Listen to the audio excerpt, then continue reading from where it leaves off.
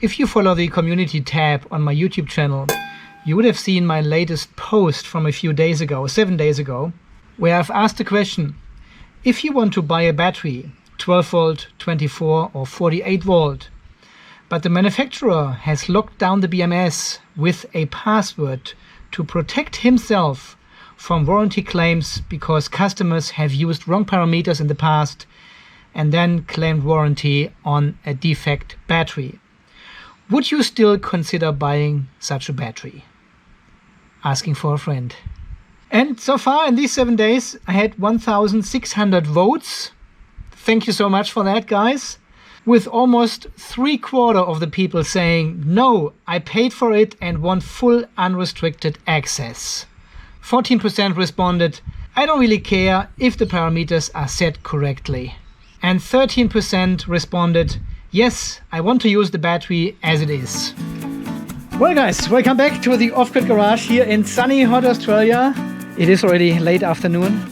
Sun is going down. But we had a nice, sunny, a bit cloudy afternoon. The battery shelf is charged to about 75%. Not complaining here.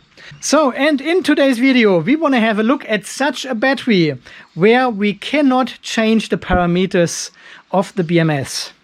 And this is a very powerful battery. It's a 48 volt system, so 51.2 volts and 230 ampere hours.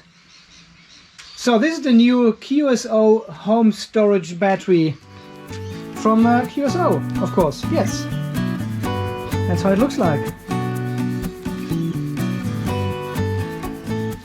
It was delivered just before Christmas, and at the day of delivery we weren't there, and I got a call from the courier trying to deliver this heavy parcel, and he said, it is on a pallet, so what do you want me to do? And I said, just leave it in front of the gate. We will be back in a couple of hours anyway. Nobody will steal it because it's so heavy. It is like 120 kilos, including the wooden box around it. So when we came home in the afternoon, I had the task to get this battery from the driveway, from the gate, down near the road, here in the off-grid garage. And thankfully the neighbor actually came over and gave me a hand to load this beast into the wheelbarrow, and then I could easily carry it up here. And now it is in the off-grid garage. I have already fully charged it. I had a look at the software, but today we want to start with the appearance of this battery. And it looks actually pretty decent. I like the two-color tone with the green accent and the yellow writing on it. The display in the top right and the power button there to quickly turn on and turn off your battery if you want to. Several handles on the top and on the side, but I still think these handles are mounted upside down. It needs to be the other way around, so it actually prevents your fingers from being squashed. I'm not sure. Honestly, the battery is too heavy anyway for these handles. And it has these wheels here as per default, but it also comes with a wall mount. Yeah, there is. This metal bracket here is included. And you can hang this battery on your wall. So it is a bit of a Powerwall situation then. That's nice. And here on the side we can see the BMS access and the two terminals, positive and negative, at the bottom here. 8mm screw terminals. And the BMS looks somehow familiar, right? But here we've got an RS485 and a CAN port and an RS232 port. So there's more. It has only 4 dip switches here, but it has 6 LEDs to show you the state of charge of the battery.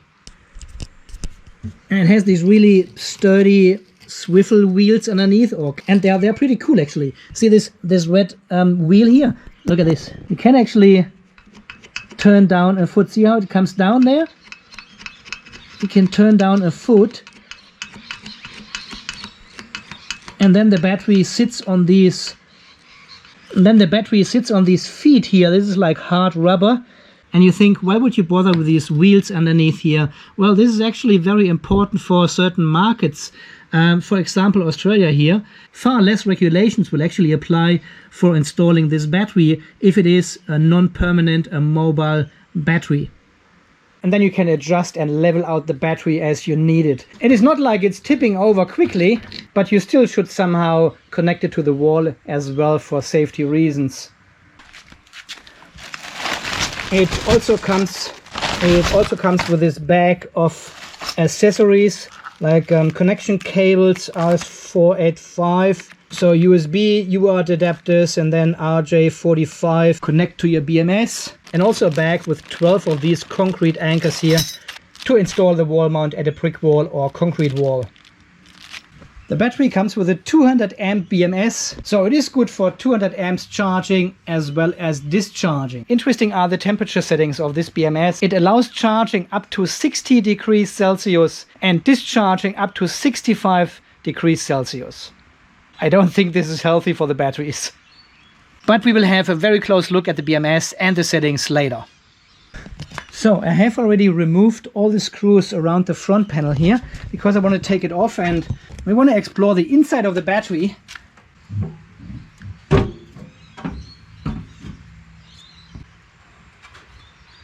Okay, so this is one of the first batteries I actually see with a vertical installation of the battery cells. We've got welded bus bars, balance cables are here, and they are nicely hidden in this metal duct here. We've got negative, positive up here. This is our connection bridge, which is a flexible bus bar. We've got our BMS sitting on the right, and this is the back side of the door, which has an insulation panel and the display here, as well as the on-off button. Chinese writing. Oh, they're using double cable. So here, having a closer look at the BMS, you can see all the balance cables connecting to this side. Negative down here. Positive goes directly to the positive terminal. Does it? Yes, it does. Unlike the SEPLOS BMS, where the positive also connects to the BMS, this one is directly connected to our terminal of the battery. But yeah, first impression is very clean installation. And what I like is they left a little window here where the barcode is for all the cells, so we can scan the barcode. Okay, let's see if it actually scans this barcode. It's always hard with the light situation. Oh, come on. Ah, here we go. Got it. Okay, here's our barcode. And we are using EVE cells, lithium iron phosphate, 230 ampere hours, 736 watt hours. Production date is end of May 22. But as I said, I had the battery delivered before Christmas. So here's the code again if you want to do your own research about these cells. So I just scanned another barcode here, and this cell was actually produced 1 day later as the previous one, but that's totally fine. I think as long as the production line is the same, we can actually assume they are pretty well matched. But this is just an assumption now, so I mean, you cannot go wrong with EVE cells, right? Covered something down here. I don't know what that is.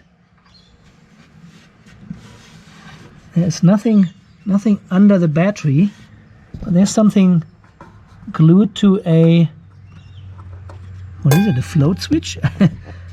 Don't know what that is. Ah, that could be the Bluetooth. Nah, this one doesn't come with Bluetooth. I don't know what it is. And I also wonder if there is actually an internal fuse here in this box. I cannot see anything at the moment. These are all balance cables. These are the negatives, they go to the battery. And the positive cable. And the positive cable goes uninterrupted to the positive terminal on the outside. And there's the negative going from the BMS directly to the terminal. No fuse. Interesting. There's no fuse, no mechanical switch, nothing like this. But heaps of space. Well, as you know, here in the SEPLOS Mason batteries, at least we have a 200 amp fuse and I think a 150 amp fuse in the top battery here. So it gives you some sort of protection in case of a short. But here, nothing. Unprotected to the outside world. Interesting design. And I'm just having a look at this design here. I thought these cells are compressed here inside this box, but they are clearly not. Look at this gap. This is just holding them in place, but it's not compressing them. Again, unlike in the Mason battery where we have a good compression of the cells. And these blobs here are temperature sensors, 4 of them, as usually. Okay, I just popped the front plate back on. And we want to have a look at the display. Need to turn it on.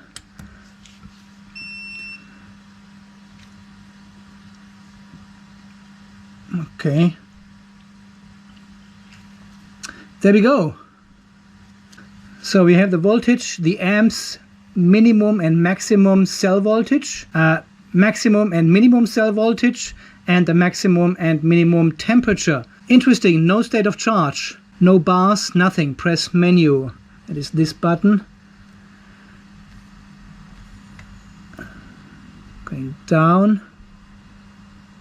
Now, these 4 options we have: analog info, enter, volt, current, cell temperatures. There are our 4 temperature sensors, also the BMS temperature and the ambient temperature. Escape, cell voltages. Yep, and these are all our 16 voltages as usual, nothing special. Okay, BMS status, interesting. Charge, discharge, idle, nothing is connected.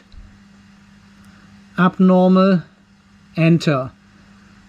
Okay, overcurrent temperature 1, over discharge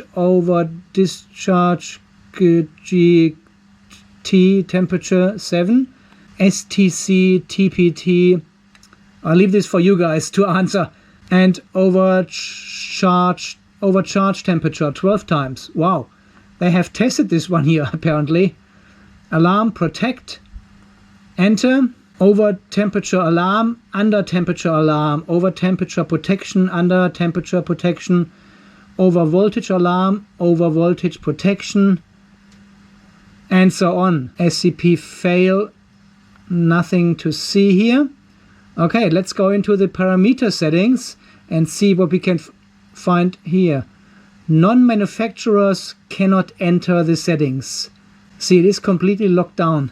System settings, baud rate 9600. This is for our communication, and this is pretty much everything we have. There's no percentage and no state of charge anywhere. Analog info. Maybe we can go further down here. There's one more. Battery capacity, enter. 100%, 230 ampere hours, 1 cycle. Okay, because I have fully charged it. It was actually delivered with exactly 51% state of charge. Okay, so that's a bit basic what we get here on information. I mean, I really would like to have the state of charge here on the display directly, because I need to go into 3 different submenus before I can see the state of charge from the battery. So that's already a bit different from the SEPLOS experience we had. And what I also noticed while testing is the display actually turns off after exactly 100 seconds. And I cannot find an option where to adjust that. Well, again, in comparison to the SEPLOS, which stays on for about 5 minutes or so, I'm just mentioning this. Yeah, it's turned off. I'm just going to mention this here. It's not really important, but it turns off fairly quickly. So, and the first test we want to do is, of course, the full discharge test and see how much capacity we can get out of it.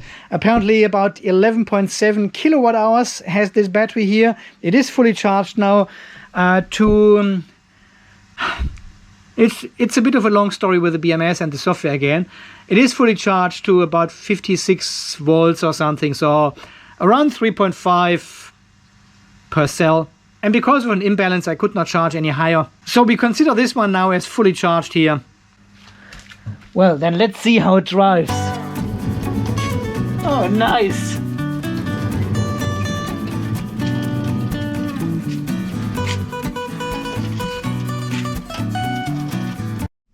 I think my shunt meter just died here. I connected it directly to the battery and the display light came on with nothing on the display, and after a few seconds it turned off completely, and now it doesn't turn on anymore. It is supposed to handle 0 to 200 volts, but it didn't like the 48-volt battery here. So I cannot use this shunt here to measure the ampere hours coming out of this battery. But I thought it is not too bad actually, because we can use the smart BMS inside the battery itself. It sits on 0.00 ampere hours at the moment, 100% state of charge. And once we turn on the inverter now, where I have connected the Tesla vehicle already, we can just start charging and adjust the charging speed of the vehicle to adjust our discharge power, our discharge current accordingly. So it should actually work. And then we discharge until the BMS turns off or the inverter shuts down, low voltage situation. And then we should have a result here for the BMS for today. It is now exactly 6 p.m. So it should be 11, should be before midnight when we are finalizing. Okay, now let's turn it on. This is my extension cable going to the vehicle. I've plugged it in. We can maximum charge 10 amps with a 2.4 kilowatts. Let's see what current we can set up. What I will do is I will turn off the solar charge controller. Otherwise it gets recharged a little bit still. It's still sun. No, it's not, but we don't wanna cause any discussions here on the channel, right? Okay, 100%. Current is 0 at the moment. So the vehicle is already charged to 60%.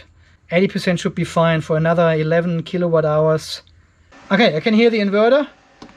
And now we are pulling 20 amps from the inverter. Oh, this is not enough. Okay, 10. 36. I can try 11. Now let's wait. It is still ramping up. So because it's a 230 ampere hour battery, so 2C means 230, so 23 amps times 2 is 46 amps. We've got 45.7. How good is that on 10 amps charging speed for the vehicle here? That is perfect. Okay, let's have a quick look in the advanced tab. So hopefully we will see here the ampere hours going down at some stage. At the moment there's nothing. I don't think it works, guys. I don't think it works.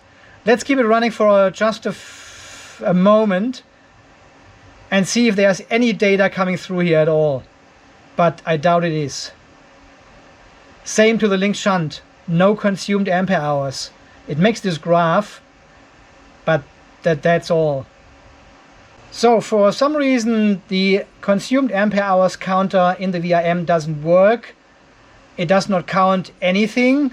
But what we can do is I have just started the software for the battery and connected via RS485, and we can see down here, we can see up here the remaining battery capacity. So as we could see on the display, it was 230 ampere hours out of 230 ampere hours, right? And here it shows us the remaining battery capacity in ampere hours as well. So we have used around 5 ampere hours so far. We just have to use that for the moment. I cannot see any other number anywhere else which we could use as an... Damn it, what a dodgy setup. So I just hope it counts into negative once it hits 0. I'm not sure. Maybe we have to repeat this test at some stage. This is all we have at the moment. So fingers crossed, we got a good result. I have actually ordered another smart shunt especially for these tests, but can you see it? Can you see it anywhere? See, me neither. It's not here yet. It's not there. But I want to do the test tonight, so let's go with this ampere hour counter here and hope it works. Many hours later. Ooh, look at this cool light in here. Well, unfortunately, we have to cancel the test. It's not going to work. I'll show you quickly what happens here. I was monitoring the situation from inside the house because I was already editing the clips we had filmed so far. Okay, screen recorder is running. So here you can see the remaining capacity, ampere hours. Look at this, 31.4, 31.5, 5.9, 5.1. See what it does? 32. It jumps up and down. It's not really a counter. It is just an estimation. It is a calculation of the BMS. how much capacity may be still available. And this is not what we want, so we can't just stop charging the vehicle. This is ridiculous. And there's no other meter running somewhere. Damn it. The whole test for nothing. And I've tried the other shunt meter again. It's f***ed. I don't think I've got anything else I can measure the capacity with. Where's the cameras? Well, I'm going to recharge the battery overnight again. And we try something different tomorrow. But this will be in the next video. I want to post this video tomorrow morning to start off this series about this battery. And I'll put the result of the capacity test in another video. Then it's just I have to wait until the other smart shunt is here, and then we can do a proper capacity test of this battery. So apologies for that. I should have been better prepared. Before we finalizing this video, I just want to show you something else here. So at the moment the battery is turned off, and I want to show you what's going on here on the contacts. We've got like 2.2 volts on it. Yeah, so I'll turn it on now. Okay, battery is turned on.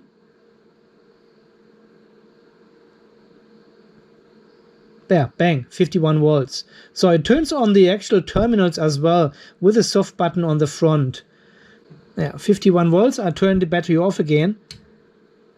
And bang, voltage disappears immediately. So it turns actually off the terminals here, which is quite good. Okay guys, I think I finished the video here before I destroy anything more. Quick verdict for tonight is I actually like this battery so far. I like the color combination here. I like the shape with the rounded corners in a huge contrast to the boxy shape here of the SEPLOS Mason batteries. So it's actually quite a nice design they have come up with. I also like the metal feet with the rollers, with the casters, and these turn down rubber elephant feet here.